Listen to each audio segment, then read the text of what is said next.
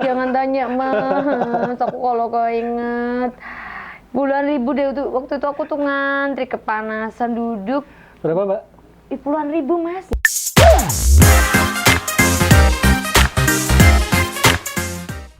Mbak Erna. Halo. Makasih loh Mbak sudah main ke Radar Kediri. Oke, aduh seneng banget bisa sharing di sini, bisa ketemu sama Masnya. Wah, akhirnya punya teman baru lagi nih. Gitu. Mbak Erna di Akademi ya? Iya, betul. Dan nama itu masih melekat sampai sekarang. Kenapa Mbak masih melekat nama di Akademinya? Masih melekat ya karena saya pernah mengikuti ajang pencarian bakat di Indosiar tahun 2015. Waktu itu saya masih kuliah dan akhirnya teman-teman saya, teman-teman nyanyi itu masih memanggil saya ya Erna penyanyi kayak gitu karena kan udah pernah ikut ajang itu di akademi itu ya, sampai sekarang ya masih melekat.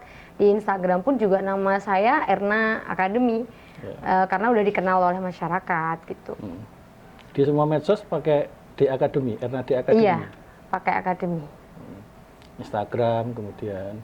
Iya, TikTok. Instagram kemudian TikTok. Kalau saya ganti nama teman-teman pasti kok ganti nama kayak gitu. Jadi lebih dikenal Erna Akademi kayak gitu.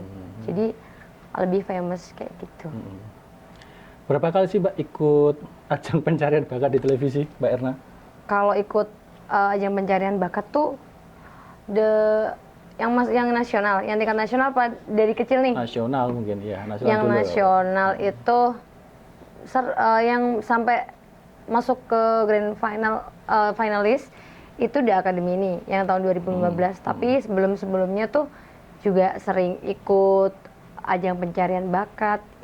KDI juga pernah, terus akademi yang pertama saya juga pernah daftar tapi gagal waktu itu, terus nyoba lagi. Waktu kecil juga sering ikut lomba-lomba kayak gitu sih. Memang dari kecil kan hobinya nyanyi.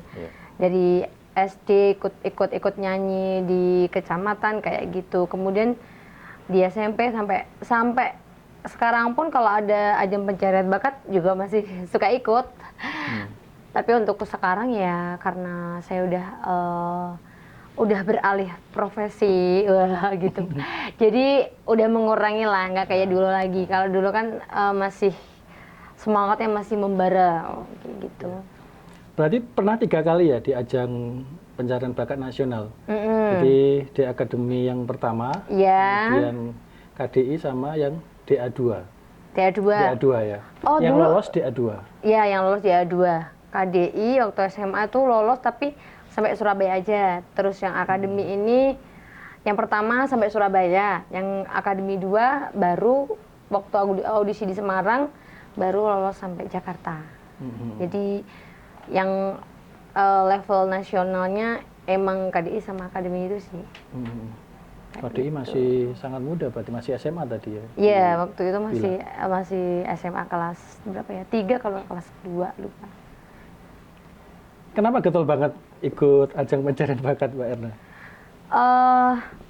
Karena saya merasa saya punya bakat yang terpendam dan saya harus menunjukkan ke orang kayak gitu loh.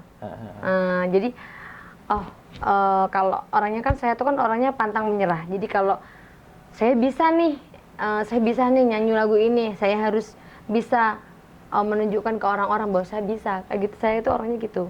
Jadi kalau ada audisi saya ikut.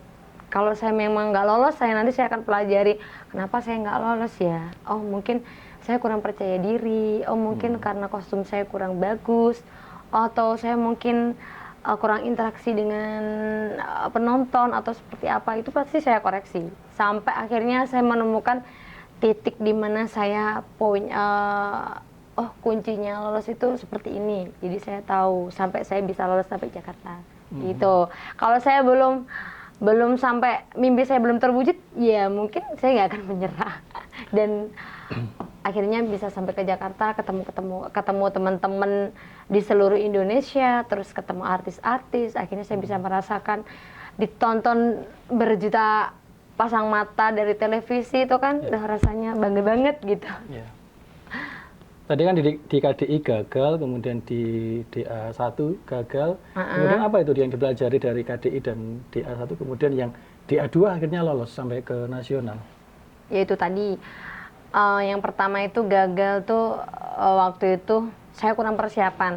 Dari yang pertama secara mental, saya belum siap. Jadi orang itu kalau ikut suatu ajang pencarian bakat, kalau punya persiapan yang bagus, pastinya dia akan menampilkan yang bagus. Tapi kalau dia nggak ada persiapan, ya pasti akan ngeblank gitu ya kan? Yeah. Jadi yang pertama tuh emang persiapannya waktu itu kurang. Jadi memang karena saya penyanyi dari kampung, yang notabene masih minim pengetahuan lah. Oh, pakai baju tuh yang elegan seperti ini. Oh, menyanyi yang elegan tuh seperti ini, kan belum tahu waktu itu. Terus akhirnya lambat laut saya mempelajari, akhirnya saya tahu. Ya memang kalau dulu ya pakai baju masih bling-bling yang full kayak gitu, Mas. Jadi ya penyanyi kampung kayak gitu loh. Jadi yang pakai bling-bling kayak gitu. Terus itu menjadi penilaian sama juri. Iya, masuk penilaian pasti, karena seorang penyanyi itu pasti yang dilihat itu yang pertama tuh penampilannya. Nah ya kan, kalau penampilannya udah bagus, terus suaranya oke nih, nah kayak gitu. Jadi kalau suara, aku merasa aku bisa mencapai di titik yang dinilai, maksud aku tuh nilainya bisa bagus gitu loh. Mendapat nilai bagus itu aku bisa tahu, oh selera juri itu kalau seperti ini kayak gitu. Aku bisa ngerti. Jadi nggak asal nyanyi, misalkan nyanyi lagu yang kurang nilainya, bobotnya kurang, itu juga kurang nilainya kayak gitu. Jadi beda kan, misalkan ya aku boleh gak nyanyi nih? Silahkan. Oh boleh ya. Jadi kayak gini, misalkan kalau aku nyanyi, coba Mas jadi juri ya nih, misalkan kalau aku nyanyi, misalkan lagu apa ya yang lagi sekarang lagu-lagu Jawa. Pelanggaran aja deh. Ya. Trimo ngalih ngempet perih, tak angkat gendera putih. Biasa aja kan, maksudnya nggak ada faktor X-nya. Semua orang bisa nyanyi. Ya. Aku nyerah lambaikan tangan. Tapi coba kalau nyanyi, prepare banget. Kalau emang mau ikut audisi tuh prepare dari mental, terus kemudian lagunya jangan cari lagu-lagu yang nggak ada bobotnya kayak gitu.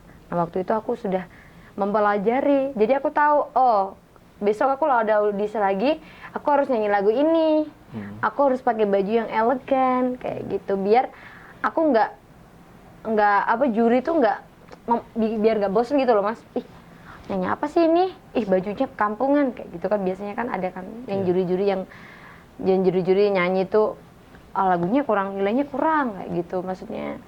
Saya sendiri juga pernah menjadi juri, jadi biasanya seperti itu juga dinilai gitu. Dan sering latihan kayak gitu. Jadi kalau emang orang-orang yang suka ikut ajang pencarian bakat kayak gitu harus sering latihan vokal, pemanasan kayak gitu. Jadi biar suaranya tuh terbentuk gitu. Kalau nggak pernah nyanyi kan beda ya Mas ya. Jadi kan jadi suaranya tuh nggak terbentuk, beda sama orang yang terbiasa nyanyi kayak gitu. Menyanyi karena memang punya bakat. Ya, kalau aku emang nyanyi emang punya bakat. Jadi emang seneng dari kecil emang seneng nyanyi, dan aku nggak mau kehilangan sesuatu yang ada di diriku. Apa? Ya suaraku ini aku nggak mau. Maksudnya aku nggak mau kehilangan hobiku menyanyi seperti itu. Dan alhamdulillah setelah lulus sekolah itu aku juga melanjutkan pendidikan yang berkecimpung di dunia seni. Jadi nggak hilang bakatku itu gitu. Jadi aku sampai kuliah pun juga mempelajari musik. Sampai sekarang pun aku juga jadi guru seni budaya. Jadi aku dulu seneng banget. Bener-bener Allah tuh baik banget gitu loh sama aku itu. Sejak kecil memang genre dangdut atau memang semua genre musik sejak kecil? Kalau sejak kecil awal belajarnya itu lagu-lagu qasidah. Dulu aku pernah ikut apa tuh samroh kayak gitu loh Mas. Samroh di kampung. Dan itu aku aktif latihan setiap minggu tuh. Kalau teman-temanku pas libur malam minggu tuh kan pada nonton TV, aku tuh enggak, aku latihan belajar lagu qasidah kayak gitu. Terus belajar lagu qasidah, kemudian qasidahnya itu berkembang dan aku juga belajar lagu-lagu dangdut. Nah, dari situlah mulai terlihat bakatku. Jadi aku mulai, oh ternyata aku bisa nyanyi dangdut kayak gitu. Dan aku akhirnya suka sampai sekarang. Gitu. Kampungnya mana Mbak? Taruhan? Kampungnya Desa Bulusari. Bulusari ya? Iya. Kalau latihan nyanyinya itu di tetangga desa. Tuh. Jadi memang sejak kecil sudah ini ya terbiasa dengan cengkok ya namanya, cengkok dangdut, dan akhirnya semua perlombaan ikutnya ke dangdut semua. Iya, lebih ke dangdut daripada yang pop. Pop kayaknya kurang masuk deh. Jadi karakter suaraku tuh emang lebih ke dangdut. Jadi kalau nyanyi pop ya akhirnya tetap balik lagi ikut cengkoknya. Susah ya Bang. Cengkoknya tetap dangdut. Jadi tetap apa bahasannya ikut ketut ya. Jadi susah. Udah menyatu di diri gitu. Di audisinya DA2 itu siapa Mbak jurinya waktu itu yang meloloskan Mbak Erna ke nasional? Oh, waktu itu yang meloloskan ada Mbak Inul, ada Mbak Ine, kemudian Iis Dahlia, terus yang ketiga sama siapa tuh? Aku lupa namanya. Yang ganteng putih tuh loh Mas. Benigno. Iya. Benigno. Betul ya. 3 yang lolosin aku. Dan waktu itu aku lolosnya tuh di Semarang. Jadi aku jauh-jauh. Audisi Semarang ya? Iya, jauh-jauh dari Surabaya. Aku kan waktu itu kuliah di Surabaya. Naik kereta subuh-subuh kehujanan Mas. Bayangkan. Ke Semarang cuma pengen ikut audisi sendirian. Itu nggak bilang orang tua. Karena takut pasti orang tua berani benar berangkat sendirian gitu kan. Akhirnya aku takut bikin khawatir, akhirnya berangkat sendirian. Tapi nggak usah ditiru kan, nggak baik juga. Harusnya minta izin sih, tapi pasti orang tua aku nggak ngizinin soalnya kan di luar kota. Akhirnya aku tetap berangkat nekat. Nah, waktu udah lolos baru aku telepon keluarga kalau lolos audisi ke Jakarta kayak gitu. Baru aku pulang ke Surabaya lagi. Sudah Mbak Inul berarti ya di tingkat audisi yang masih pertama itu? Oh enggak, audisinya itu pasti ada beberapa tahap. Nah, tahap pertama itu kan pasti juri-juri lokal. Juri-juri lokal itu biasanya artis-artis yang ada di daerah situ. Kemudian tahap kedua biasanya ada tim dari yang mengadakan ajang pencarian bakat. Ada tim kreatif. Kemudian yang ketiga barulah masuk ke juri artis. Jadi lama banget prosesnya. Jadi masuk ke bilik-bilik gitu kan kayak menyoblos gitu loh Mas. Jadi kita masuk ke bilik nyanyi, habis itu oke melanjut gitu. Oke lanjut ke babak selanjutnya. Kalau nggak lanjut ya udah gitu. Gitu ya? Nanti masuk ke bilik selanjutnya. Oh lolos lagi. Nanti ketemu juri artis besoknya. Jadi nggak audisi dalam 1 hari itu langsung kita diloloskan ke babak selanjutnya. Jadi waktu itu hari pertama itu juri-juri lokal, habis itu yang kedua baru kita dihadapin sama juri artis. Jadi harus bener-bener prepare. Jadi nggak capek banget. Jadi emang harus istirahat, baru besoknya prepare lagi untuk audisi kayak gitu. Waktu di Semarang. Ada berapa peserta yang ikut di Semarang waktu itu? Jangan tanya Mas, aku kalau kau inget puluhan ribu deh waktu itu aku tuh ngantri kepanasan duduk. Berapa Mbak? Puluhan ribu Mas. Puluhan ribu? Iya, banyak banget ada aku duduk gitu kan ngantri, bawa emap itu saking panasnya itu kan nggak ada penutupnya. Jadi ya ditutupin pakai emap itu, aku masih ingat banget tuh. Siang-siang bolong, ya Allah aku sampai gini, ya Allah. jauh-jauh dari Surabaya, jadi jauh orang tua, dari Kediri, berangkat dari Surabaya. Kalau ya Allah, kalau nggak lolos betapa capeknya. capek juga, capek tenaga, capek pikiran ya kan. Aku gini, oh ya Allah, aku tetap berdoa semoga diberi jalan kayak gitu. Aku harus semangat kayak gitu kan di hatiku. Walaupun aku nggak kenal siapapun di situ, aku berusaha untuk memantapkan diri, tetap berdoa bahwa Allah selalu bersamaku kayak gitu. Akhirnya ya udah terus lolos sampai audisi ke Jakarta itu diambil dari puluhan ribu orang, tuh aku diambil cuma 7 orang. Di Semarang ya? Ya, diambil 7 orang perwakilan dari Jawa Tengah, dari Semarang untuk dikirim ke Jakarta. Gitu ceritanya. Berapa jam sih ngantrinya sampai akhirnya dapat kesempatan menyanyi? Ngantri di audisi? Ngantrinya itu aku berangkat. Puluhan ribu ya, Pak? Iya, lama puluhan ribu. Berangkatnya kan subuh, sampai di Semarang itu jam 11-an siang. Itu audisi kayaknya aku ingat tuh masih jam 3-an sore kayaknya. Baru dipanggil masuk. Baru dipanggil untuk audisi. Lama, soalnya kan banyak pesertanya. Itu yang di Surabaya aku udah nyoba tapi nggak lolos. Yang DA2 ya? Iya, sama. Jadi aku nyoba 2 kali. Yang DA2 itu di Surabaya nyoba tapi nggak lolos, terus di Semarang nyoba lagi. Terus baru rezekinya di sana.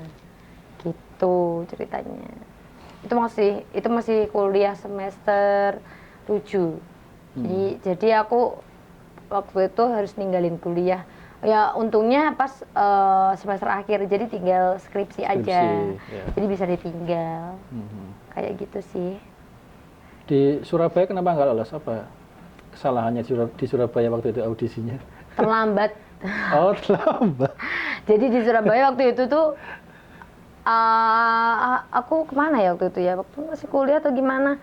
Pokoknya pas hari itu udah ditutup. Jadi udah nggak ada peserta. Tapi aku tetap ke sana. Ya udah selesai Mbak audisinya, bilang gitu. Ya akhirnya belum sempat nyanyi. Akhirnya tapi datang, jadi udah masuk ke area audisi, terus akhirnya pulang lagi. Sebelum ikut yang di Semarang itu. Ketika Mbak Erna sudah lolos ke nasional ya, sudah di televisi waktu itu apa bayangan Mbak Erna? Sudah punya bayangan nggak nanti jadi superstar, kemudian punya fans yang sangat banyak? Apa bayangan Mbak Erna waktu itu, Mbak, ketika lolos ke ajang nasional? Bayangannya waktu di ajang nasional, ya kan masuk studio di televisi kan, studionya kan besar banget. Jadi waktu di shoot kamera tuh bener-bener kamera tuh dari segala arah tuh, dari atas, dari mana-mana itu kan. Otomatis saya baru pertama kali merasakan itu, panggungnya tuh memang megah banget, dan ya itu pengalaman pertama saya. Jadi yang saya rasakan, saya benar-benar bangga bisa membawa diri saya, mewakili daerah saya, mewakili Kediri ke Jakarta, itu benar-benar bangga. Tapi nggak ada rasa, maksudnya nggak ada rasa untuk nanti saya mau jadi artis, mau gini-gini. Maksudnya saya hanya ingin ingin mengembangkan diri dan menunjukkan diri saya ke masyarakat gitu, bahwa saya tuh bisa kayak gitu. Gitu. Waktu itu disebut ya, Erna Kediri itu ya? Ya, waktu itu Erna Kediri kan. Jadi ada nama kotanya yang di belakang nama. Iya. Jadi memang asal daerahnya disebut. Gitu. Jadi emang perjalanannya panjang banget sih. Banyak suka dukanya sih kalau diceritakan tuh, aduh, nggak habis. Tapi kan punya target waktu itu, Mbak. Misalnya paling nggak masuk 3 besar atau mungkin jadi juara. Ada kan target itu? Ada sih kalau targetnya. Cuman kan waktu di Akademi 2 itu emang persaingnya bagus-bagus banget. Ya. Berapa yang lolos ke 35 besar 35 dari se-Indonesia. Ya. Nah, itu aku sampai lolos 15 besar. Itu kan bisa ngelewatin dari 35 ke 15. Itu kan juga harus menyingkirkan teman-temanku. Jadi berbagai daerah itu kan banyak banget. Itu ya benar-benar susah sih. Tapi emang mungkin udah rezekinya di situ. Targetnya waktu itu apa berarti? 3 besar atau juara? Pengen 10 besar sih, cuman sampai 15 besar aja. Tapi nggak apa-apa lah. Itu aja udah apa ya, butuh perjuangan yang amat sangat luar biasa. Udah bangga banget ya bisa di titik itu, bisa melewati dari puluhan ribu orang yang antri, yang panjang banget ya dari kota-kota, bisa sampai 35 besar tuh udah bener-bener alhamdulillah banget gitu. Tapi emang abis setelah selesai audisi emang aku nggak memilih stay di Jakarta karena emang aku masih punya tanggungan di Surabaya untuk menyelesaikan pendidikan kayak gitu. Jadi aku memang ya sebenarnya awalnya bimbang, memang banyak tawaran-tawaran dari manajemen, kemudian tawaran dari teman-teman artis yang di sana itu, kamu stay di sini aja, kamu punya bakat kayak gitu. Kenapa nggak jadi artis aja di Jakarta? Iya. Gitu ya? Ya, maksudnya langsung setelah lepas dari eliminasi itu kan memang banyak-banyak tawaran kayak gitu. Tapi aku mikir, terus gimana nasib kuliahku kalau ditinggal gitu kan Mas ya? Aduh, nanti aku bisa DO, apalagi aku udah semester 7 kan. Aku mikir lagi. Terus beberapa bulan kemudian aku cuman stay di Jakarta cuma bentar, terus aku balik lagi ke Surabaya untuk menyelesaikan pendidikanku. Itu pun juga masih ngolor 1 tahun karena waktu setelah ikut akademi itu jarak 6 bulan bapakku meninggal. Jadi aku benar-benar pulang. Ya udah akhirnya aku harus pulang, nggak memutuskan untuk balik ke sana lagi. Karena ibuku sendirian di rumah. Ya akhirnya aku harus menemani ibuku di rumah dan meneruskan karirku di Jawa Timur aja. Aku memilih untuk tidak berkarir di Jakarta dan memilih untuk meneruskan pendidikanku di Surabaya dan merawat ibuku. Itu ceritanya kenapa aku banyak yang bertanya, oh kok nggak di Jakarta aja sih, kok nggak nyanyi aja sih di Jakarta, kan enak, udah punya nama kayak gitu. Tapi mereka nggak berpikir pilihannya itu berat banget antara pendidikan dan karir kayak gitu kan.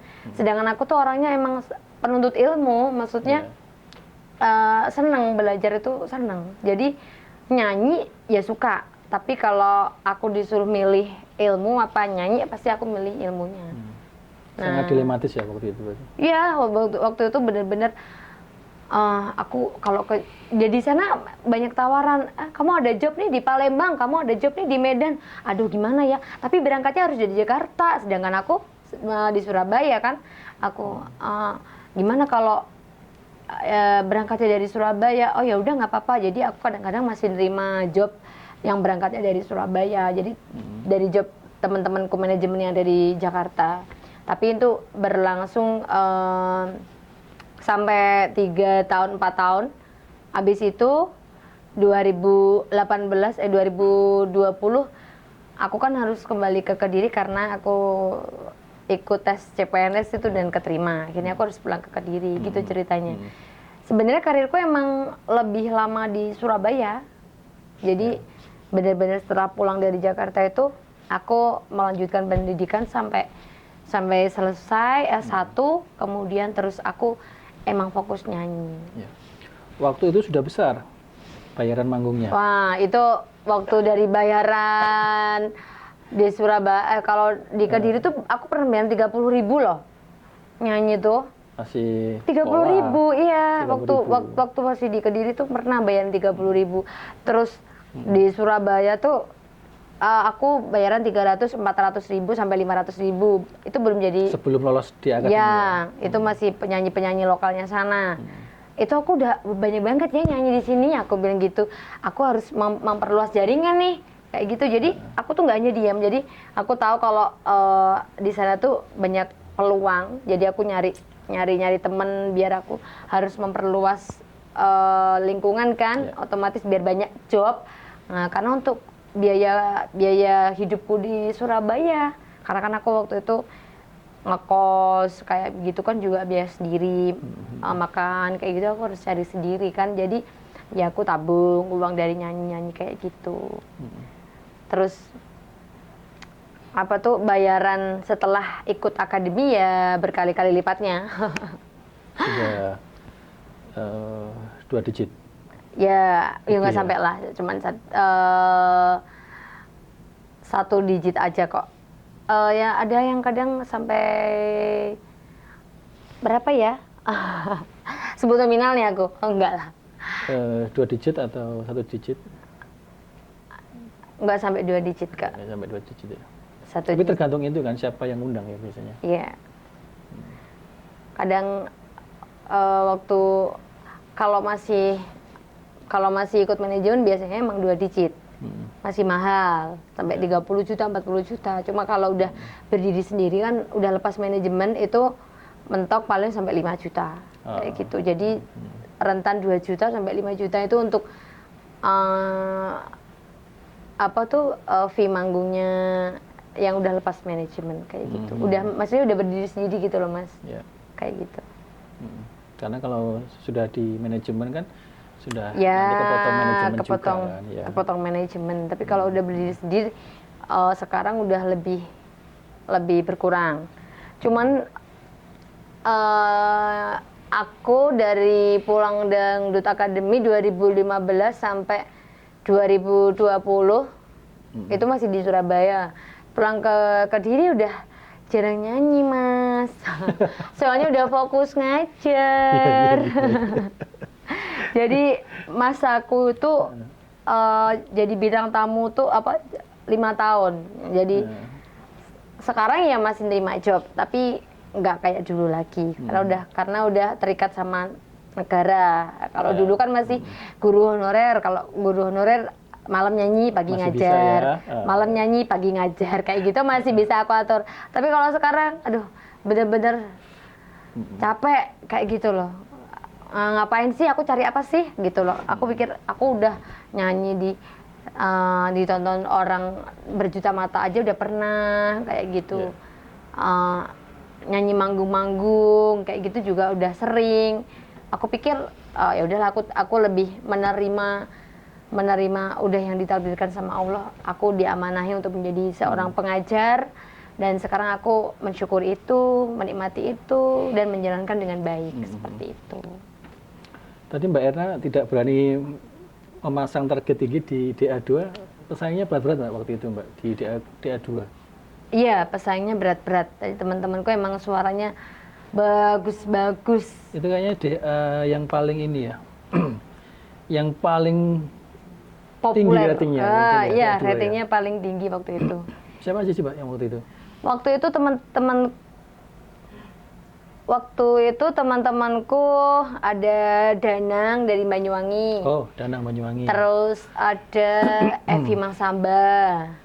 Terus yang dari Jawa Timur lagi ada Irwan dari Sumenep. Oh iya. Itu barenganku. Terus Rizky Ridho 2R itu. Iya. Ya itu mah.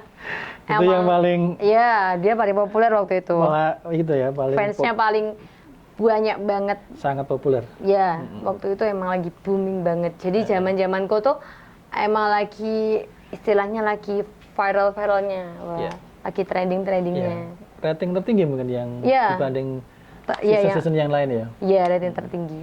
Season 1 kan ada Lesti itu kan juaranya. Season 2 juaranya Evi Masamba. Oh, Evi Masamba. Iya, Evi Masamba ya rating 2. Tapi banyak yang populer waktu itu. Iya, memang banyak yang populer. Akhirnya ya 10 besar lumayan lah. Ya, lumayan. Alhamdulillah. Disyukuri. Ya, oke. Mbak, tadi kan banyak sekali ya yang ikut sampai puluhan ribu yang ikut audisi. Iya. Berarti kan kesimpulannya banyak orang yang ingin menjadi bintang dan ingin tampil di ajang seperti ini kan. Iya.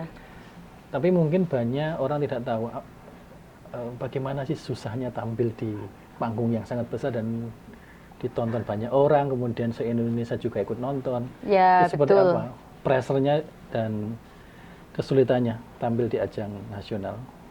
Kesulitannya Yang pertamanya mental itu tadi, bener-bener harus mentalnya itu harus dipersiapkan karena apalagi ajang pencarian bakat itu kan dia akan eliminasi kalau SMS-nya menurun, paling rendah itu kan pakai pasti SMS ya dulu ya? Ya, waktu itu pakai polling. Waktu itu polling SMS. Jadi siapa yang SMS-nya paling rendah, dia yang tereliminasi. Kayak gitu. Jadi yang pertama ya mental. Kalau dia nyanyinya jelek, terus suaranya fales, terus nggak bisa menghibur, ya otomatis kan penonton pasti nyanyinya jelek nih, nggak mau dia kan SMS. Tapi kalau coba nyanyinya bagus, penampilannya bagus, bisa menarik, kayak gitu, pasti orang akan tertarik, kayak gitu. Jadi kita harus tahu yang diminatin orang itu apa, kayak gitu. Jadi harus persiapan, harus prepare banget. Dan di panggung sebesar itu, kalau nggak punya mental tuh kan pasti down, apalagi kamera di mana-mana, terus ada penonton di depan kita, sedangkan kita harus kan ada blocking juga kalau misalkan salah lirik, ya pasti kita akan dinilai juga sama juri. Dinilainya dinonton lagi satu Indonesia. Iya kan, kadang-kadang netizen tuh kalau nyanyi jelek aja dihujat. Suaranya gini, suara gini, itu cuma drama kayak gini, kayak gitu kan. Jadi harus, kalau mau jadi artis, yang pertama itu mental, harus kuat, harus siap dibully, harus siap dihina, harus siap istilahnya, pokoknya harus dihantam sama juri-juri tuh, kalau dikomentarin nggak boleh sakit hati. Jadi kayak gitu. Suaramu jelek, kamu tuh kampungan. Jadi aku pernah loh Mas, ya waktu audisi tuh, yang aku bilang tadi audisi sama Mbak Iis Delia itu, itu aku benar-benar dihujat. Dandanannya ke artis kampung kayak gitu. Itu live? Ya tapi kan enggak live, cuman kan abis itu ditayangin di TV. Dandanannya kayak artis kampung kayak gitu, bajunya norak gitu. Kamu kalau mau di Jakarta baju kayak gitu nggak laku gitu kan, otomatis kan nggak boleh sakit hati. Ya emang bajunya norak, ya emang harus diperbaiki. Nah, kalau mau ke Jakarta, mau dilihat orang banyak, mau ditonton orang se-Indonesia, ya yang layak untuk ditonton. Nah, gimana yang layak? Ya harus dipelajari. Pakai bajunya seperti ini, yang elegan, kayak gitu. Nggak boleh petakilan ditonton orang, gitu kan? Kalau misalkan bajunya orang kampungan, bukan orang kampung sih, bajunya kampungan, dia nggak bisa menempatkan diri, otomatis kan ditonton kan kurang enak. Jadi terkesan norak. Yang pakai baju rok pendek, bling bling bling bling kayak gitu kan, jadi terkesan gimana gitu. Ketika di panggung, Mbak, apa yang dirasakan waktu itu? Kan pasti campur aduk. Waduh ya, pasti campur aduk rasanya tuh, dredeg, dredeg ya. Panas dingin, grogi. Ya iya, karena walaupun saya udah sering manggung, itu tetap grogi Mas, karena kadang-kadang kita dengar teman kita latihan aja, waduh suaranya bagus banget ya. Iya, temanku ketika hari ini misalkan kan ada jadwal ya, hari ini yang tampil A, B, C, D, E kayak gitu. Ketika kita latihan kan bareng, terus kita dengar suara teman kita aja, waduh suaranya kok bagus banget. Jadi bisa ngedonin mental gitu. Jadi kita nyanyinya, jadi pernah aku nyanyi suaraku sampai habis gitu, pernah. Jadi sudah di panggung itu? Iya sudah. Sudah waktu JR. Jadi waktu gladi bersih itu suaraku sempat habis. Jadi benar-benar mental tuh, harus dipersiapkan, banyak-banyak berdoa sama banyak-banyak berlatih. Kalau nggak latihan, pasti hancur berantakan, apalagi ditonton di televisi.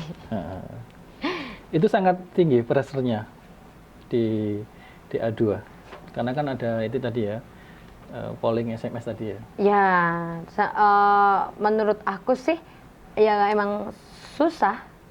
Ya emang susah kalau emang talentnya itu nggak ada persiapan, ya bisa down juga. Apalagi di televisi, dia kan kalau ajang pencarian bakat tuh kan live, nggak bisa diedit. Jadi harus misalkan nyanyi, kalau salah lirik pasti kelihatan. Dia salah masuk lagu pasti kelihatan, ya kan? nggak bareng sama pemain musiknya kan kelihatan kayak gitu. Jadi emang benar-benar harus latihan kayak gitu. Kan nggak mungkin waktu nyanyi salah, salah kayak gitu terus berhenti. Itu kan televisinya kan ada durasinya, nggak mungkin kan tiba-tiba iklan kayak gitu kan nggak mungkin. Jadi harus benar-benar nggak boleh salah lirik, nggak boleh salah masuk, nggak boleh jatuh dari panggung. Itu aku pernah loh waktu bentar aku inget waktu pertama kali itu aku hampir terpeleset, jadi nggak sampai jatuh sih. Nggak sempat jatuh tapi Pernah jatuh tapi nggak di televisi. Waktu itu nyanyi aku juga pernah jatuh. Tapi kalau jatuh kayak gitu kan nggak boleh berhentiin musik, maksudnya berhentiin pemain musiknya nggak boleh, tetap kita harus lanjut, harus profesional gitu. Makanya susah, apalagi penyanyi itu kan kadang-kadang pakai heels kayak gitu ya, pakai heels di panggung. Kalau nggak latihan kan bisa terpleset, kejadian-kejadian yang kita nggak inginkan tuh bisa terjadi gitu loh. Jadi gimana mengantisipasinya, yaitu ya harus banyak latihan dan harus banyak berdoa kayak gitu. Waktu eliminasi itu berarti kan polling SMS paling rendah ya Mbak ya? Dan apa istilahnya dulu ya, tersenggol ya dulu ya? Ya, tersenggol. Kalau di akademi tersenggol itu. Itu kalau untuk polling SMS memang natural atau memang ada yang membantu polling SMS itu? Kalau aku bilang emang natural karena emang biasanya teman-temanku yang dari daerah itu dukungannya banyak. Karena biasanya dari daerah-daerah terpencil kayak gitu. Ya, itu kan biasanya lebih itu, bangga mereka ya kalau daerah ya, terpencil jadi, teman-teman aku yang dari daerah terpencil itu lebih terangkat karena kayak misalnya Evi Masamba. Dulu kan kita nggak tahu Masamba tuh di mana. Masamba di mana nggak tahu. Ternyata dia tuh dari Sulawesi, kita kan nggak tahu. Nah, biasanya emang di TV tuh nyari faktor X kayak gitu. Maksudnya dari daerah terpencil yang emang bener-bener dia punya bakat yang bagus, terus SMS-nya tinggi, ya itu. Kalau SMS-nya rendah ya pasti tersenggol. Gitu. Tapi SMS itu kan juga tergantung dari komentar juri ya. Kalau komentar juri jelek juga ini pengaruh ke pengaruh. Makanya komentar juri jelek itu kan karena penampilan kita. Kalau penampilannya jelek ya pasti dikomentarin jelek, ya kan? Kalau penampilannya bagus ya pasti dikomentarin bagus. Makanya bagaimana biar juri itu komentarnya bagus, ya kita harus prepare dari suara, prepare dari mental. Nggak boleh ngepleng, nggak boleh ngelamun kalau nyanyi, harus menghibur gitu kan, harus menghibur, harus ada penghayatan dalam menyanyi kayak gitu. Otomatis kan yang dinilai juri pasti seperti itu. Satu hari itu berapa jam Mbak waktu syuting itu? Tappingnya, live ya itu ya? Live ya, live itu mulai dari kita yang nonton aja sampai malam loh. Jam 8. Mana yang menampil? Jam 8 waktu itu mulainya jam 8 sampai jam berapa ya? 12 malam atau kalau nggak jam 1. Jam 8 malam? Iya. Tapi yang persiapan sebelumnya sudah ada? Ya, jam 8 malam sampai jam 1 malam. Sampai detik-detik tersenggol itu. Aku masih ingat malam banget itu. Ya. Ya itulah capeknya. Di ajang pencarian bakat itu ya? Kalau nggak jam 12 aku lupa ya. Pokoknya sampai malam Mas. Kita yang nonton aja sampai jam 12 kadang. emang durasinya lama sih. Durasi paling lama ya di Dangdut Academy itu. Lama. Sekarang full berarti di dunia pendidikan, Mbak? Iya, sekarang udah fokus di dunia pendidikan. Lebih fokus ngajar sih sekarang. Lebih mengenal anak-anak di daerah saya, dan saya ingin berbagi pengalaman sama mereka. Itu kan aku ngajar dekat sama rumahku di SMAN 1 Grogol. SMAN 1 Grogol. Nah, jadi aku ya murid-muridku tuh tetangga-tetanggaku sendiri. Jadi aku benar-benar, ya Allah, aku punya mimpi itu dulu waktu aku masih ngajar di Surabaya itu, kapan ya aku bisa berbagi ilmu sama tetanggaku sendiri gitu loh. Dan akhirnya Allah mengabulkan itu. Ternyata kita aja punya keinginan dikit aja, Allah tuh tahu loh. Nah, jadi tuh kalau punya keinginan tuh yang baik-baik, pasti kalau Allah meridhoi niat baik kita pasti dikabulkan. Dan akhirnya aku sekarang berbagi ilmu sama mereka, berbagi pengalaman sama mereka. Aku ingin mengembangkan diri di daerahku sendiri, di tempat tinggalku. Manggung sudah nggak pernah ya sekarang? Manggung masih, walaupun nggak sepadet dulu jadwalnya, tapi bukan prioritas ya? Ya, bukan prioritas, jadi masih ada sih kadang-kadang, ada job juga. Ngajar sebagai guru kesenian di SMA 1 Grogol? Ya, saya guru seni budaya di SMA. Termasuk di situ ngajar nyanyi berarti? Ya, ngajar paduan suara, ngajar vokal grup kayak gitu. Kadang mendampingi anak lomba ngeband, lomba menyanyi kayak gitu. Jadi benar-benar aku nggak kehilangan bakat yang aku punya. Jadi aku benar-benar menjadi guru sekarang tuh bangga banget sama Allah ditempatkan di tempat yang benar-benar aku inginkan kayak gitu. Jadi enak jadi pendidik atau penyanyi ini? Wah, dua-duanya enak. Dua-duanya enak dan dua-duanya bisa, kalau bisa beres ya alhamdulillah, kalau gitu sih. Tapi kan sekarang bisa ini ya, menularkan apa yang kita punya ke anak. Dan itu membuat bahagia. Bisa berbagi pengalaman sama anak didik kayak gitu. Jadi kan bermanfaat. Jadi kan orang itu kalau bermanfaat, orang yang baik itu kan orang yang bermanfaat kepada orang lain. Nah, jadi aku pengen jadi orang yang bermanfaat untuk lingkunganku sendiri kayak gitu. Tapi masih ikut lomba ini antar sekolah? Kalau pernah loh Mas, aku sekarang jadi guru tetap ikut lomba, tapi lomba antar guru. Antar guru ya? Ya, jadi memang lingkupnya di instansi aja, lomba nyanyi. Itu lomba serius atau lomba serius? Serius ya? Lomba menyanyi solo, dan waktu itu teman-temanku guru itu, ini jebolannya akademi nih, jebolannya KDI ini, jadi gitu. Ya pasti menang kayak gitu. Jadi ya udah aku besok gak ikut deh aku gitu. Menang itu waktu itu? Iya, masih kadang-kadang kalau ada audisi, tapi yang PGRI, Persatuan Guru itu kadang-kadang aku masih ikut. Sekarang sudah nggak ikut lagi karena? Ya, karena mungkin Bapak Ibu guru yang lain itu yang sudah menang jangan dimenangin lagi kayak gitu. Oh ya udah gitu. Jadi aku lebih ke yang lain kayak gitu, belajar yang lain.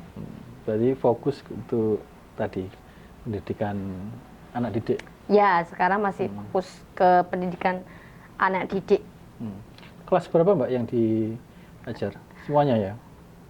Sekarang saya mengampu kelas 10, kelas 11, sama kelas 12. Tapi yang kelas 12 cuma satu kelas, yang lain ada, pokoknya total semua tuh 12 kelas, aja 12 kelas. Dan anak-anak juga tahu bahwa gurunya itu penyanyi. Tahu ya, tahu semua. Iya, jadi kalau ada acara di sekolahan itu pasti disuruh nyanyi. Sama murid, Bu Erna kok nggak nyanyi kayak gitu. Bu Erna nyanyi kayak gitu. Jadi teman-teman guru pun juga udah tahu. Jadi kalau ada event apa tuh pasti disuruh nyanyi. Sama murid juga, kemarin di Natalis juga gitu.